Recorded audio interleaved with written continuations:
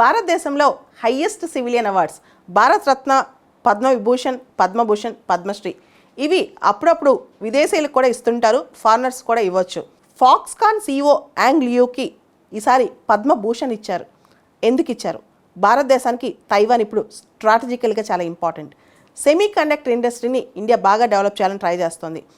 Young Liu ఇండియాలో investments చేయడానికి, long term investments చేయడానికి చాలా ఇంట్రెస్ట్ తీసుకున్నారంట. ఫాక్స్కాన్ కంపెనీ అనేది ఇప్పుడు one of the top companies అనమాట. కోవిడ్ తర్వాత చైనాలో సప్లై చైన్స్ డిస్ట్రప్షన్స్ వచ్చిన తర్వాత చాలా companies diversify చేయాలనుకున్నాయి.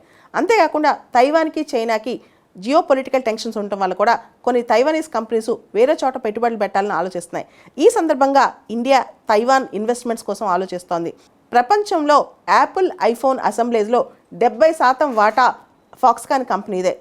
Young Liu electronic manufacturing సెక్టర్లో భారతదేశానికి ఉన్న పొటెన్షియల్ గుర్తించి దాన్ని చాలా అడ్వకేట్ చేశారు.